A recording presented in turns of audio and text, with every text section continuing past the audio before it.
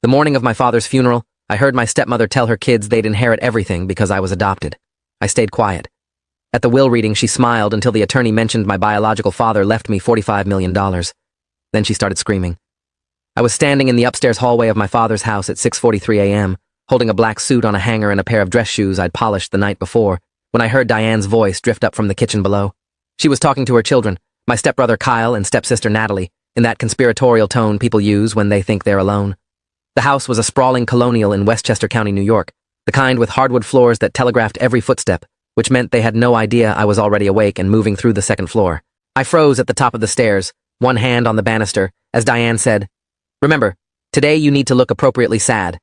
Thomas was good to us, but let's not pretend this isn't the beginning of our real lives." Kyle laughed, the sound harsh and entitled. "How much do you think the estate is worth? 3 million? 5? Diane's response made my blood go cold. The house alone is worth $2.8 million. His investment portfolio is at least another $4 million. The life insurance policy is $2 million, plus his retirement accounts, the vacation property in the Hamptons, the art collection. I'd estimate we're looking at somewhere between 12 and 15 million, conservatively." Natalie's voice, always whiny, always grasping. "What about Alex? Doesn't he get anything?" The pause that followed felt like falling. Then Diane said, voice flat and certain, "Alex was adopted.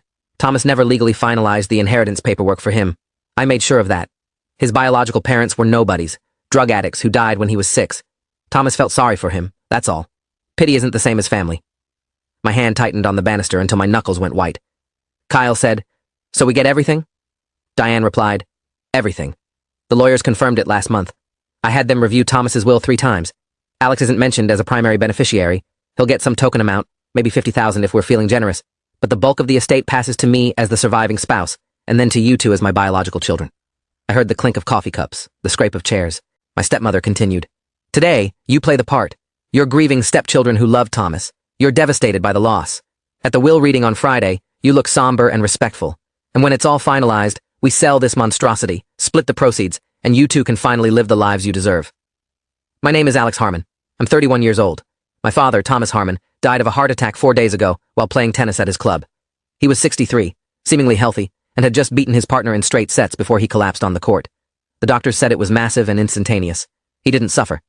That's what they told me when I arrived at the hospital. Too late to say goodbye. Too late to tell him I loved him one more time. I'd been living in Boston for the past 8 years, working as a forensic accountant for a firm that specialized in fraud detection and asset recovery. My job was finding money people tried to hide, tracing financial trails through shell corporations and offshore accounts, uncovering the truth buried in spreadsheets and tax returns. I was exceptionally good at it. Made partner at 29, pulled down $340,000 a year.